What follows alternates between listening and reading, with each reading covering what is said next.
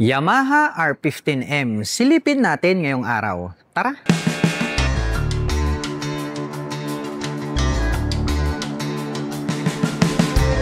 Yamaha R15M. Napakaastig po ng pagkakadisenyo nito pong kanyang front face cover. Lalong-lalo na po ito pong kanyang projector lights na high beam at low beam. Located po siya rito sa middle.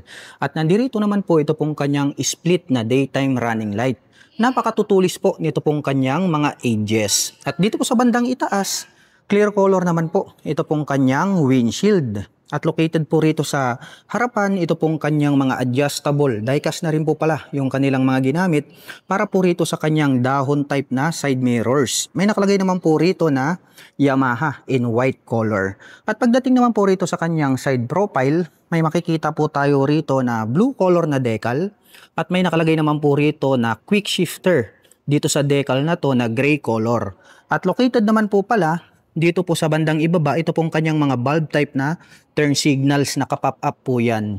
At pagdating naman po rito po sa kanyang front suspension, ito po pala ay gumagamit ng KYB na inverted telescopic fork. Orange color po yan. At ito naman po ay equipped with single rotor disc brake with 2-pot caliper na Vibre. At ito po ay equipped na ng anti-lock braking system. Blue color po, ito pong kanyang cast wheel. At ang sukat naman po ng kanyang gulong rito po sa harapan ay mayroong sukat na 100 by 80/17 at naka-tubeless na po yan. Itim po ang kulay nito pong kanyang front fender. May decal po dyan na ABS at may Yamaha po na decal rito po sa bandang harapan. Dumako naman po tayo rito po sa kanyang meter panel display. Naka fully digital meter panel display na po ito. At mayroon po siyang mga light indicators dito po sa magkabila. At ito po ay gumagamit ng mechanical key para po rito sa kanyang ignition with shutter lock key for safety purposes. At nagkaroon siya ng mga butas-butas rito which is maporma po siyang tignan. At pagdating naman po sa kanyang mga button selectors, mayroon po itong passing light, high beam and low beam, turn signal selectors at ang kanyang horn. Habang dito naman po sa kabila, meron po itong electric starter and then converted na po siya ng engine kill switch. Meron po siyang hazard button at meron po siyang thrift info button dito. Ito pong kanyang mga handle grip is black color po siya. Itim din po ang kulay nito pong kanyang mga brake levers at ito pong kanyang clutch levers. At ito pong kanyang fuel tank, ayan o, napaka-bulky no. At ang forma, yung color combination nito is black po siya and then gray color. May nakalagay po rito na Yamaha logo. Nagkaroon po siya ng 4 na butas rito. At ito pong kanyang fuel tip is combination ng gray at dark gray.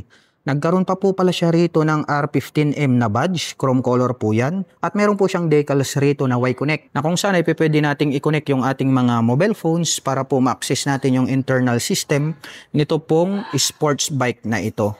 At ito po pala ay merong fuel tank capacity na 11 liters. Ito pong kanyang upuan, naka-heart shape po pala. Ito pong kanyang upuan, no, ang forma, no, dahil nga po naka-carbon finish. Ito pong kanyang seat cover. May naka-intact po rito na R15M. Tapos meron na rin po siyang belt rito. Meron din po siyang susian rito sa bandang gitna. Malambot din po ito pong kanyang upuan. At ito pong kanyang windlet, ayan, no, ang forma, no. Meron din po pala siyang nakalagay rito na decals na white combination ng gray blue. At may nakalagay po rito na BBA, also known as variable valve actuation. At ang Yamaha R15M ay meron po itong seat height na 815mm at meron naman po itong ground clearance na 170mm. Ngayon naman po ay susubukan nating sakyan para maipakita ko sa inyo kung gaano nga ba ito kataas. Para po sa mga magtatanong, ang aking height ay 5'6". Napakababa po nito dahil abot na abot natin. Para po sa 5'6" in height, halos maglapat na po yung ating mga paa into the ground. Kaya masasabi ko na very comfortable po ito para po sa mga tulad ko na 5'6" in height. Mapunta naman po tayo rito sa ibaba. Ito po pala ay equipped with 6-speed manual transmission with assist in slipper clutch at meron na din po pala itong quick shifter. At ito po ay equipped with side stand engine cut-off switch. Tubular po yan at wala po itong center stand. Ito pong kanyang pillion step para sa ating back rider ay chrome color po ito. At dito naman po sa kanyang pillion step para sa ating back rider is alloy din po siya. And then ito pong kanyang brace is diecast po siya na black color. Ito pong kanyang side profile is black color din po siya. Nagkaroon ng deep lines dito May butas din dito tapos naka-imbus tong part na to. At ito po pala ay gumagamit ng die-cast na gray color na swing arm. Ayan oh, napakatibay po niyan. At makikita po natin dito yung kanyang yellow color na coil spring. Equipped naman po pala ito ng monoshock absorber para po rito sa kanyang rear suspension. Meron din po pala siyang maliit dito na mudguard. And then may black color po siya rito na chain protector. Dumako naman tayo rito sa likuran. Silipin naman po natin ito pong kanyang tail light. Pahaba po na diamond shape. Ito pong kanyang brake light. Habang naka-bulb type naman po, ito pong kanyang mga naka-pop up na turn signals. Mayroon na din po itong plate light. At ito pong kanyang rear fender, ang kanya pong nagsisilbing plate holder. At pagdating naman po rito po sa kanyang rear braking system, ito po ay gumagamit ng single rotor disc brake with single pot caliper na black color. Nissin brand po yan. At ito po ay equipped with ABS and then mayroon na rin po siyang traction control system. Blue color po ito pong kanyang cast wheel at ang sukat naman po ng kanyang gulong rito po sa likuran. Ito po ay mayroong sukat na 140 by 70/17 at naka-tubeless na po yan. Ito pong kanyang pipe is combination po pala ito ng black at saka gray color. Gray color din po ito pong kanyang tip at mayroon naman po itong single exhaust. At ito pong kanyang foot brake is gray color din po siya.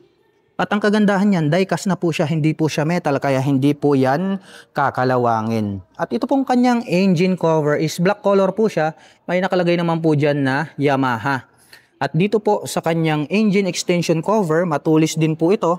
Combination po ito ng glossy black and then gray color. At may nakalagay po rito na Yamaha decal. At pag-usapan naman po natin ang kanyang engine specifications. Ito po ay mayroong 155 cubic centimeter engine displacement. Naka single cylinder, single overhead cam, 4-stroke with 4 valve. At ito po ay nakakapag-provide ng maximum power na 14.2 kW at 10,000 RPM. Habang nakakapagbigay naman po ito ng maximum torque na 14.7 Nm at 8,500 RPM. At ang presyo ng Yamaha R15M ay nagkakahalaga po ito ng 204,000 pesos. At kung gusto mo naman pong kumuha ng hulugan ay kailangan mo pong mag-down payment ng 40,800 pesos.